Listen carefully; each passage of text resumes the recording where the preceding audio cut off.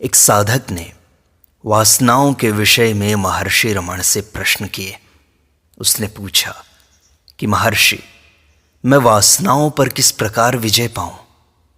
तब महर्षि ने कहा, उनके मूल का अनुसंधान कर लोगे तो यह सरल हो जाएगा। काम, क्रोध इत्यादि उद्वेग क्या है? वासनाएं क्यों उत्पन्न होती हैं?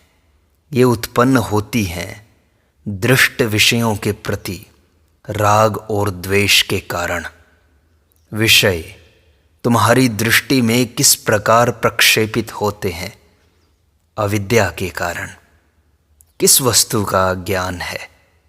आत्मा का। अतः तुम यदि आत्मा का अनुसंधान कर लोगे तथा आत्मा में स्थित हो जाओगे तो ये उद्वेग जनित दुख तुमसे छूट जाएंगे। पुनः सोचो, इन उद्वेगों का कारण क्या है? कारण है तुम्हारे सुख की इच्छा। सुख की इच्छा क्यों पैदा हुई? क्योंकि तुम्हारा स्वभाव ही आनंद है तथा यह स्वाभाविक ही है कि तुम निज स्वभाव में रहो। यह आनंद आत्मा के अतिरिक्त अन्यत्र कहीं उपलब्ध नहीं होता।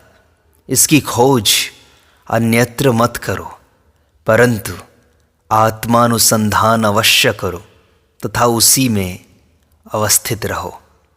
और सुनो, जो आनंद नैसर्गिक है वह केवल खोजा जाना है तथा यह खो नहीं सकता। इसके विपरीत अन्य पदार्थ जनित सुख बाह्य होने के कारण खो जाएंगे। इस भांति यह सुख नित्य नहीं हो सकता और न ही इसकी इच्छा करनी चाहिए। यह भी है कि सुख के अनुसंधान में रुचि लेना उचित नहीं है। धधकती अग्नि को पेट्रोल छिड़क कर नहीं बुझाया जा सकता है। वासना को आगे शमन करने के लिए अभी तुष्टि में लिप्त रहना मूढ़ता मात्र जानो। वासना को नष्ट करने के लिए अन्य साधन भी हैं, जैसे मिताहार, निराहार, योगाभ्यास तथा औषध, किंतु इनके प्रभाव स्थिर नहीं रहते हैं। संयम ढीला होते ही वासना का जाल पुनः उत्पन्न हो जाता है। वासना विजय का एकमात्र मार्ग है उनका निवारण कर दो, उनको नष्ट कर दो। और यह केवल मूल की खोज से ही संभव है, केवल आत्मा की खोज से ही संभव है। वासना को नष्ट करने के लिए उन्हें संपूर्णतया नष्ट करना आवश्यक है, और वह तभी हो सकता है जब वासना उदय कहाँ से होती है उस मूल बिंदु को खोज लिया जाए। जब तुम उसे खोजोगे तो देखोगे कि मन नष्ट हो जाता है और वासनाएं क्षीण हो जाती हैं। महर्षि, मैं गृहस्थ हूँ। परिवार बंधन युक्त व्यक्ति के लिए क्या मुक्ति संभव है? यदि हाँ, तो किस प्रकार? मुझे यह बताओ कि परिवार क्या है, परिवार किसका है? इन प्रश्नों के उत्तर खोज लोगे तो अन्य प्रश्न स्वतः हल हो जाएंगे। मुझे यह बताओ कि तुम परिवार में हो या परिवार तुम्हारे अंदर है? यदि तुम यह जानते हो कि तुम कौन हो, तुम में जीवन के 3 पक्ष निहित हैं। पहला जागृति, दूसरा स्वप्न और तीसरा सुषुप्ति। सुषुप्ति में तुम परिवार तथा इसके बंधनों के प्रति कोई ज्ञान नहीं रखते। जब तुम गहरी नींद में होते हो तो तुम्हें परिवार, बच्चों, इस जगत का कोई भी प्रश्न उपस्थित नहीं होता, परंतु जागृत अवस्था में अभी तुम्हें परिवार तथा पारिवारिक बंधनों का भान है। अतः तुम उनसे मुक्ति की कामना करते हो, किंतु हो तुम सतत वही व्यक्ति जो नींद में स्वच्छंद था, स्वतंत्र था, मुक्त था। महर्षि, मैं वर्तमान में स्वयं को परिवारबद्ध मानता हूं, अतः मुक्ति की कामना उचित है। तुम्हारा कथन उपयुक्त है, फिर भी विचार तो करो। तुम परिवार में हो या परिवार तुम्हारे अंदर है? महर्षि, परिवार क्या है? यही तो जानना है तुम्हें, और यही जानना उचित है। इसका प्रश्न, इसका समाधान, सब कुछ तुम्हारे अंदर से ही पैदा होगा। उसे ढूंढो। इन प्रश्नों के समाधान अपने मूल के अनुसंधान से खोजो। महर्षि, मेरी पत्नी है, बच्चे हैं, वे मुझ पर आश्रित हैं, यही तो परिवार है। क्या परिवार के सदस्य तुम्हारे मन को निबद्ध करते हैं, अथवा तुम ही स्वयं को उनमें निबद्ध करते हो? क्या वे आकर तुमसे कहते हैं कि हम तुम्हारा परिवार हैं, तुम हमसे जुड़कर रहो, अथवा तुम ही उन्हें अपना परिवार मानते हो तथा स्वयं को उनसे बंधा हुआ स्वीकार करते हो?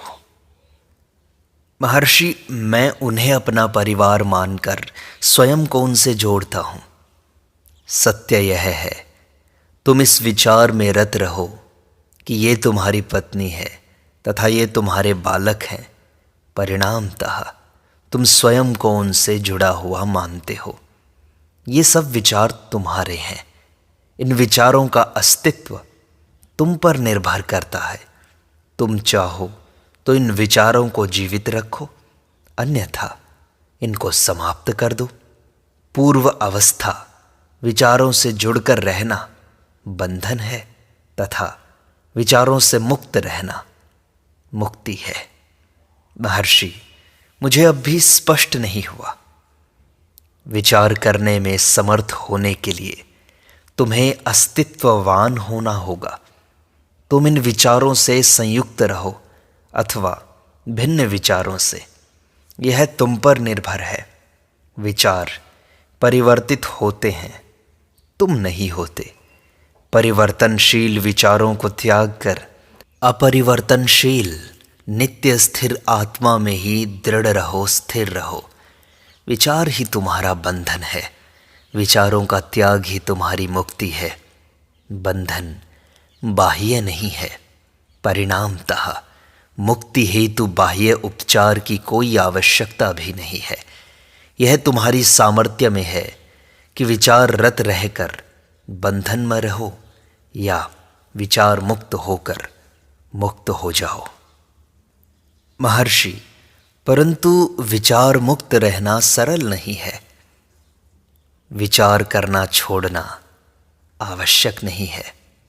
केवल विचारों के मूल के संबंध में विचार करो।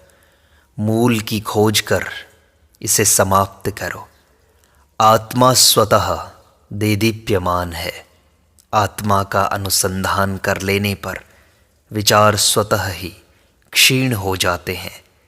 यही बंधन से मुक्ति है। महर्षि, फिर क्या इसके लिए गुरु की आवश्यकता है?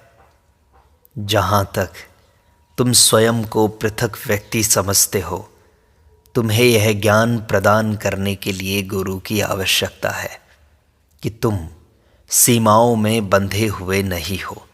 तुम्हारा स्वरूप ही सीमाओं से मुक्त रहना है। महर्षि, गृहस्थ में रहकर अध्यात्म के पथ पर आगे कैसे बढ़ें? भक्ति से तुम्हारी इच्छा पूर्ण होगी। महर्षि, मैं जानना चाहता हूं कि मैं शांति किस प्रकार प्राप्त कर सकता हूं। कृपया मेरा मार्गदर्शन करने का अनुग्रह करें। हाँ, भक्ति तथा समर्पण से। महर्षि, क्या मैं भक्त होने के योग्य हूं? मैं तो गृहस्थ हूं। प्रत्येक व्यक्ति भक्त हो सकता है। आध्यात्मिक पथ सबको सुलभ है। किसी को भी उससे वंचित नहीं किया गया है। व्यक्ति चाहे वृद्ध हो, युवा हो, पुरुष हो या स्त्री हो। महर्षि, गृहस्थ धर्म के कुछ कर्तव्य हैं, क्या ऐसी स्थिति में भक्ति उचित है? निश्चय ही। तुम क्या हो? तुम देह तो नहीं हो, तुम शुद्ध ज्ञान स्वरूप हो। गृहस्थ धर्म तथा जगत उस शुद्ध चैतन्य पर प्रतीत होने वाले केवल दृश्य मात्र हैं। वह चैतन्य अप्रभावित रहता है। तुम्हारा निज का स्वरूप जैसा है वैसा रहने में क्या बाधा है? महर्षि, ऐसे आपसे सुनकर अच्छा लगता है, फिर भी संशय बना रहता है। क्या इस प्रकार की खोज गृहस्थ जीवन के अनुकूल है? आत्मा सदैव है, तुम वही हो। तुमसे भिन्न कुछ नहीं है, तुमसे पृथक कुछ भी नहीं हो सकता। अनुकूलता अथवा प्रतिकूलता का प्रश्न ही नहीं उठता। महर्षि, मैं गृहस्थ होने के कारण एकांत में नहीं रह पाता, तो मुझे क्या करना चाहिए? एकांत का अर्थ है आत्मा में स्थिर होना। इससे अधिक कुछ भी नहीं है। इससे अधिक एकांत का महत्व भी नहीं है। इससे न तो एक प्रकार के वातावरण को त्याग कर अन्य प्रकार के वातावरण में चले जाने का अभिप्राय है, न स्थूल जगत को त्याग कर मानसिक जगत में प्रवेश करने का। सुषुप्ति की अवस्था का स्मरण करो। क्या तुम्हें कुछ होने का बोध था? तुम जब गहरी नींद में सो रहे थे, तुम्हें कुछ याद था? ये गृहस्थ वातावरण, एकांत कुछ याद था? यदि पुत्र या जगत सत्य हो तो सुषुप्ति में इन्हें तुम्हारे साथ उपस्थित होना चाहिए या नहीं? सुषुप्ति में तुम स्वयं के अस्तित्व से इनकार नहीं कर सकते। तुम इस बात से भी इनकार नहीं कर सकते कि तब तुम सुखी थे। अब बातें करने वाले एवं संशय करने वाले तुम वही व्यक्ति हो जो गहरी नींद में सोया था और उस समय कितना सुखी था। तुम्हारे अनुसार तुम सुखी नहीं हो, किंतु सुषुप्ति में तुम सुखी थे। इस बीच में सुषुप्ति के सुख को नष्ट करने के लिए क्या बात हो गई? वह अहंकार का उदय है। जागृत अवस्था में यह नई वस्तु उदय हो गई है। सुषुप्ति में अहंकार का अस्तित्व नहीं था। अहंकार का जन्म ही व्यक्ति का जन्म कहा जाता है, अन्य किसी प्रकार का जन्म नहीं है। जिसका जन्म है उसकी मृत्यु अवश्यम भावी है। अहंकार को मार दो। जिसका एक बार मरण हो गया उसके फिर मरने का भय नहीं है। अहंकार की मृत्यु के बाद भी आत्मा शेष रहती है। यही आनंद है, यही अमरत्व है। महर्षि, गृहस्थ में रहते हुए इसे कैसे करें? यह देखो कि ये संशय किसको है। संशय करने वाला, प्रश्न करने वाला कौन है? विचार करने वाला कौन है? वह अहंकार है। इसे पकड़ लो, अन्य विचार नष्ट हो जाएंगे, शुद्ध अहंकार रह जाएगा। देखो इस अहम का उदय कहाँ से होता है? वह शुद्ध चैतन्य है। महर्षि, यह कठिन लगता है। क्या हम भक्ति मार्ग से प्रारंभ करें? यह व्यक्तिगत स्वभाव तथा साधन के अनुसार है। भक्ति एवं विचार एक ही लक्ष्य तक पहुंचाते हैं। महर्षि, क्या ध्यान आदि कर सकते हैं? हाँ, ध्यान आकृति पर होता है। इससे अन्य संकल्प निकल जाते हैं। केवल ईश्वर का विचार अन्य विचारों पर प्रभुत्व रखता है। यही एकाग्रता है। इस प्रकार ध्यान का भी वही लक्ष्य है जो विचार का है। महर्षि, क्या हम ईश्वर को साकार रूप में नहीं देख सकते? हाँ, ईश्वर दर्शन मन में होता है। साकार दर्शन संभव है, फिर भी यह भक्त के मन में ही तो है। ईश्वर के आकार तथा रूप का दर्शन भक्त के मन के द्वारा ही निर्धारित होता है, किंतु यह अंतिम अवस्था नहीं है। इसमें द्वैत का भाव रहता है। यह स्वप्न के दृश्य के समान है। ईश्वर की अनुभूति के पश्चात विचार प्रारंभ होता है। इसका परिणाम आत्मा का साक्षात्कार है। विचार ही तो अंतिम मार्ग है। यह ठीक है कि कुछ लोग विचार को व्यावहारिक समझते हैं, दूसरों को भक्ति आसान लगती है। यह तो साधक के स्वभाव के अनुकूल है। जिसे जैसा ठीक लगे उसे वैसा करना चाहिए। महर्षि, मैं आत्मा तक कैसे पहुंचूंगा? आत्मा तक पहुंचना नहीं होता। यदि आत्मा तक जाना होता तो इसका अर्थ है कि आत्मा यहाँ और अभी नहीं है, किंतु इसको कहीं नवीन प्राप्त करना है। जिसकी नवीन प्राप्ति होगी उसका अंत भी तो निश्चित है। इस प्रकार यह अस्थाई होगी। जो स्थायी नहीं है वह कभी भी किसी भी काल में प्राप्त करने योग्य नहीं है। इसलिए मैं कहता हूँ कि आत्मा तक पहुँचना है नहीं। तुम आत्मा हो, तुम सदैव वही हो। सही बात यह है कि तुम अपने आनंद स्वरूप को नहीं जानते। प्रमाद अकस्मात आकर पूर्ण आनंद को ढक लेता है। इस अज्ञान को हटाने के लिए ही सारे प्रयास किए जाते हैं। यह अज्ञान मिथ्या ज्ञान से युक्त है। शरीर और मन आदि का आत्मा के साथ तादात्म्य ही मिथ्या ज्ञान है। यह मिथ्या तादात्म्य निकल जाना चाहिए और तब आत्मा ही शेष रह जाएगा। महर्षि, यह कैसे होगा? आत्मा की खोज से संभव है। महर्षि, पर यह कठिन लगता है। तुम अभी भी आत्मा में हो, अतः साक्षात्कार प्रत्येक को समान है। साक्षात्कार साधकों में भेद नहीं करता। यह संशय ही कि क्या मैं साक्षात्कार कर भी सकता हूँ, तथा यह भाव कि मैंने साक्षात्कार अभी तक नहीं किया है, ये भाव ही बाधाएं हैं। इनसे भी मुक्त हो जाओ। पर महर्षि, अनुभव भी तो आवश्यक है। जब तक मुझे अनुभव नहीं हो तब तक इन क्लेशकारक संकल्पों से मैं कैसे मुक्त हो सकता हूँ? ये भी मन में ही है। चूंकि तुमने स्वयं का देह से इतना तादात्म्य कर लिया है, इसलिए ये विचार पैदा होते हैं। यदि यह मिथ्या तादात्म्य न रहे तो अज्ञान नष्ट हो जाएगा और सत्य तुम्हें स्पष्ट हो जाएगा।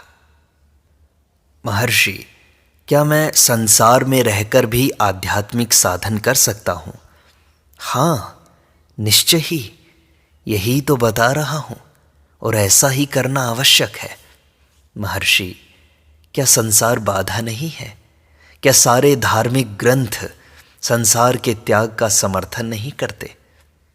देखो, संसार केवल तुम्हारे मन में है।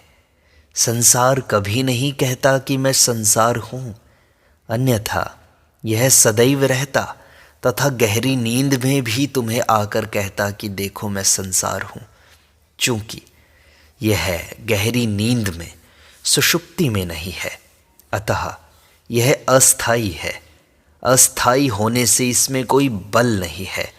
बल न होने से आत्मा सहज ही इसे वश में कर लेता है। केवल आत्मा ही स्थायी है।